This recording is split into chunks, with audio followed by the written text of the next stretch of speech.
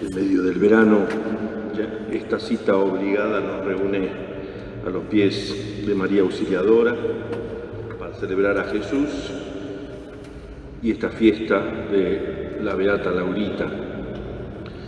Y hoy, dadas las circunstancias, el Domingo de la Palabra, que ya se comienza a celebrar con la caridad del sábado, hemos querido proclamar las lecturas que ya se están proclamando desde donde sale el sol hasta el ocaso de este tercer domingo. El Evangelio nos da una clave de lectura de toda la santidad, de la vida de todos los santos y santas, del programa de vida que el Señor tiene para nosotros si queremos su amistad. Y es que el Espíritu Santo impulsa a Jesús a ir a su pueblo, a la sinagoga. Y esto comienza un poco antes en el Evangelio de Lucas, algo así como un tríptico donde el Espíritu Santo lo lleva. Primero, en el bautismo en el Jordán, se abre el cielo, se escucha la voz de Dios y desciende el Espíritu en forma de paloma y nos regala la identidad y la misión de Jesús. Este es mi Hijo muy amado, escúchenlo. La escucha.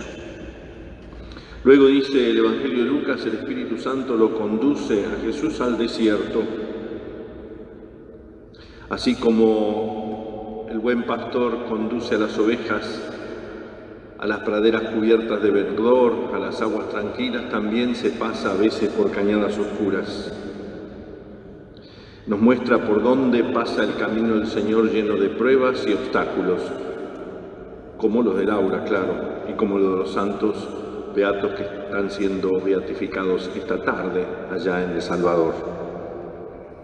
Y finalmente este texto tan bello, el Espíritu del Señor está sobre mí, y lo consagra por la unción. Y este envío para anunciar la buena noticia a los pobres, la liberación a los cautivos, la vista a los ciegos.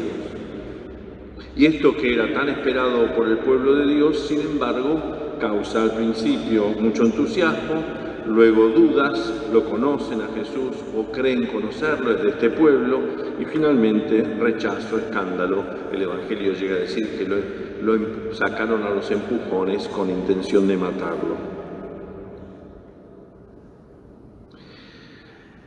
El Espíritu Santo está sobre mí. ¿Quién es ese yo que lee? Por supuesto es Jesús, pero ese texto precede varios siglos a Jesús. ¿De quién está hablando? ¿Quién es ese yo?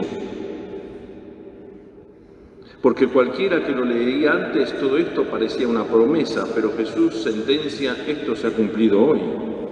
Lo llena de sentido. No es lo mismo escuchar la palabra que encarnarla y llenarla de sentido con la propia vida. Esto es lo que implica la seriedad de la palabra. La palabra, decimos, ha de ser encarnada y vivida con seriedad porque habla de cosas serias.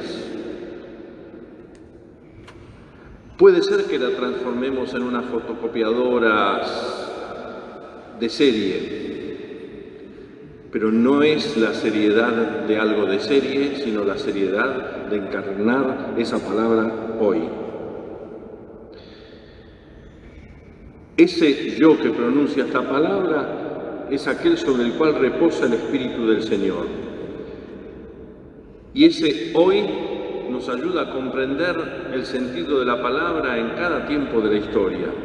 Ya en el Evangelio de Lucas, porque hemos leído ese texto de Lucas, cuando los ángeles se presentan a los pastores, les dicen, les anunciamos una gran alegría, hoy les ha nacido el Salvador, que es el Mesías, es el Señor. Cuando la gente sencilla asiste a esa especie de milagro del paralítico que como no podían entrar en la casa, tienen que subir sus amigos y bajarlo del techo, la gente comenta, hemos visto hoy cosas maravillosas. a Jesús que pasa por Jericó y lo ve a Lázaro arriba del árbol, le dice: baja, hoy quiero comer con vos en tu casa. Y cuando Lázaro expresa este deseo de cambiar de vida, realmente de recomponer la relación con aquellos a los que ha engañado, con el dinero, con el impuesto mal cobrado, etc., aquellos que ha robado, Jesús refrenda: hoy ha entrado la salvación a esta casa.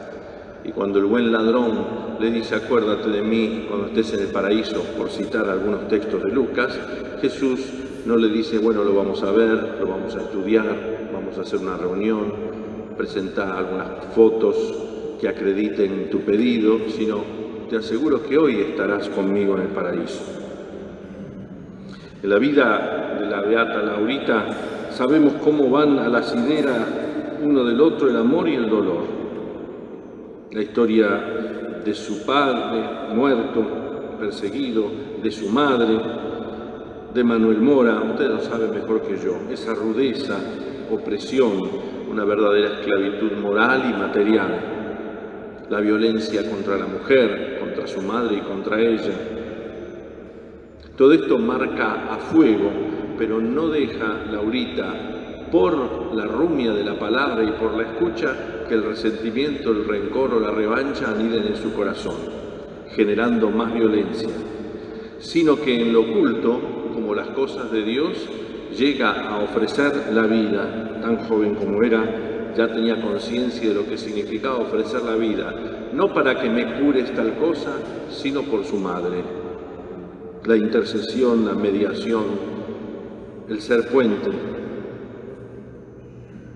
Y sin casa propia alimenta ese amor tan profundo y sincero por Jesús y María. El querer dar un valor a su vida, traspasar el amor con el dolor. Y lo que es más difícil, traspasar el dolor con amor. En 1986 se aprobaron la heroicidad de las virtudes. No era fácil aprobar estas cosas en tiempos donde una chica tan pequeña, tan joven, adolescente, todavía quizás no sabe qué pedirle a la vida, pero bueno, porque heroicidad de las virtudes significa una conciencia muy profunda de lo que se quiere, y sin embargo, la palabra se hizo carne también en ella. Como hoy, en estos queridos Rutilio Grande, gran amigo, cercano a San Óscar Arnulfo Romero, Fray Cosme de Soto, Manuel Solórzano y Nelson Lemus. En El Salvador de los 70, otras coordenadas de tiempo y espacio, pero las mismas cosas que hoy leímos en el Evangelio: la opresión, la violencia, el castigo, la represión, la revancha, el rencor, el resentimiento. El tiempo de Laura es el tiempo parecido al nuestro, semejante, nunca igual porque no se fotocopian, siempre son originales. Pero cuando anida el mal en el corazón del ser humano, nada es original, es de serie, ahí sí que es de serie. Este es el hoy de Dios, que une, como dice San Pablo en la segunda lectura, lo diverso.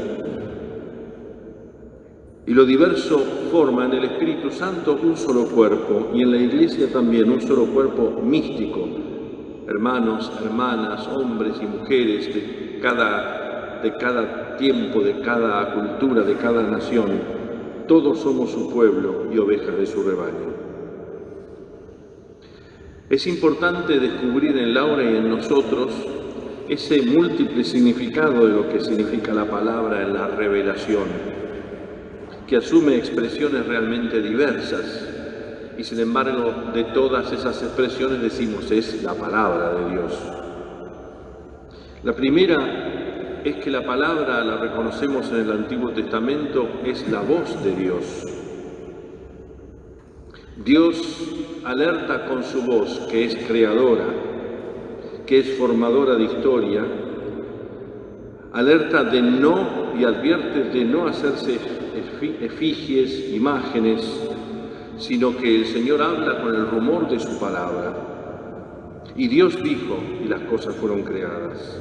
Y Dios dijo a Abraham, y Dios dijo Moisés, y Dios dijo Débora, y Dios dijo todos los personajes, hombres y mujeres del Antiguo Testamento llamados por Dios por su palabra. Pero esa palabra luego se hace escrita a través de las tablas para que el pueblo de Dios pudiera lograr esa unidad de tribus tan diversas. Y esa palabra se hace un testimonio escrito, como hoy hemos leído en la primera lectura del libro de Esdras, en el cual se lee a toda la comunidad la palabra y la gente llora de emoción, porque son gente que vuelve del exilio, de miles de kilómetros afuera, oprimida por los imperios de turno, que si los asirios, que si los caldeos, y llegan y la cosa no es tan fácil. Hay mucha gente que se opone a que se construya el templo, a que sean uno. Y es interesante porque en la emoción también el autor le dice, bueno, coman, tomen vino, festejen. Espero que lo hagan, pero después, no antes de que termine la misa. Esa palabra es el libro de la ley. Pero los profetas advertirán de no quedarse en la letra, sino de invitar al pueblo a grabarlas en el corazón. Ese testimonio escrito, memorial de esa palabra, debe meterse en la vida, que atestigue lo que Dios dice y lo que Dios hace. De ahí que podemos comprender cómo la palabra precede y excede la Escritura, la Biblia. La palabra se expresa de una manera especial en la Biblia, pero la Biblia no es toda la palabra de Dios. Porque inspirada contiene una palabra divina, la palabra escrita y esa historia de la salvación del pueblo elegido, por la constante presencia del Espíritu Santo. Si no, no celebraríamos hoy, por ejemplo, la santidad de esta jovencita. Y la tradición misma de la Iglesia, del pueblo de Dios que camina, nos ayuda a comprender e interpretar, comunicar y testimoniar esa palabra. Por eso veneramos a los santos y a las santas. No porque nos aparten la mirada del único Salvador, sino porque nos ayudan y nos lo señalan. Él es la fuente de la santidad. Pero no basta con escuchar la palabra. Cuando amamos a alguien no basta con recibir el WhatsApp, el email, ni siquiera una llamada telefónica, sino queremos verlo. Y ya en el Antiguo Testamento el pueblo de Dios en el Salmo dice, muéstranos tu rostro, Señor. Tu rostro buscaré, Señor, no me escondas tu rostro. Y Moisés, en el colmo de una pretensión de amistad, dice, si me has brindado tu amistad, muéstrame tus caminos. Quiero ver tu gloria. Y el Señor lo va entrenando. Está bien, vení al lado mío, yo pasaré, pero no verás mi rostro. Me verás solo de espaldas, porque no se puede ver el rostro de Dios y vivir. Job, cuando el Señor le descubre la realidad y la belleza de la creación, a pesar de todo su dolor y angustia, dice, solo te conocía de oídas, ahora te han visto mis ojos. Por eso decimos encarnar la palabra. La palabra se hizo mirada, se hizo cuerpo, se hizo mano abierta, se hizo camino. Esa inspiración divina no homogeneiza ni estandariza la palabra, sino que cada tiempo de cada historia tiene tonos nuevos, ritmos nuevos, rostros nuevos. No borra ni cancela la identidad histórica de cada santo y cada santa. Si el Señor dice esto ocurre hoy, es que ese hoy tiene una preñez especial de santidad en cada uno de nosotros y nosotras. No es letra muerta, tiene un alma, es el Espíritu Santo que se encarna. Así, la variedad de los 73 libros de la Biblia, tan diversos, no solo en género literario, sino en autores, agiógrafos, el autor es el Espíritu, épocas distintas, destinatarios distintos, y sin embargo lo entramos procesionalmente recién como la palabra de Dios. La palabra no es algo sino el encuentro con una persona. No es solo una decisión ética o de la voluntad, quiero esto, sino que Dios me sale al encuentro. Por eso la tercera manifestación de la palabra es la casa. Como la sabiduría edificó una casa para servir a sus convidados, en la iglesia, familia de Dios, hermanos y hermanas, en esta casa de familia, aquí estamos sentados, invitados a estar sentados como en una mesa familiar, en la mesa de la palabra y de la Eucaristía, con la invitación de no solo sentarse, sino sentirse en casa. A través de la enseñanza de los apóstoles, la catequesis, la vida comunitaria, la comunión fraterna, la fracción del pan, las oraciones entrelazadas, hechos de los apóstoles. Es esto lo que Laurita, en el medio de la tormenta del sufrimiento, fue viviendo. A través de la catequesis, su deseo de ser una hija de María Auxiliadora, su cercanía a los sacramentos, la comunión, la confesión, que le hacían ver el rostro de Jesús, las oraciones, sobre todo las más ocultas, el deseo que su madre se salve.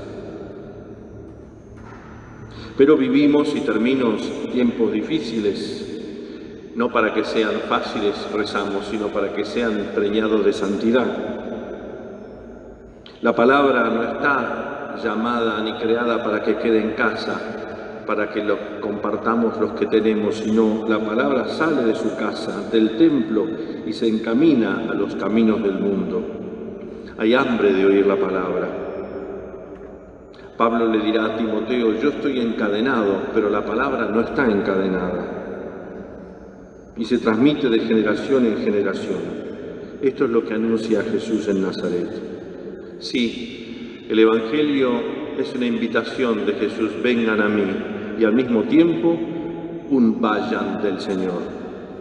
Es el camino de la misión que no es de la huida. Que el ejemplo de todos los santos, y hoy especialmente de Laurita, nos aliente a reconocer la voz de Dios, el rostro de esa voz en Jesús, la casa de la palabra en la iglesia, comunidad viva, y los caminos de la palabra, porque muchos nos esperan porque no conocen a Jesús, en nuestra misión. Que pasen una linda fiesta y después de compartir el pan de vida y la sangre de la liberación, beban, coman, festejen, porque hoy es una fiesta importante.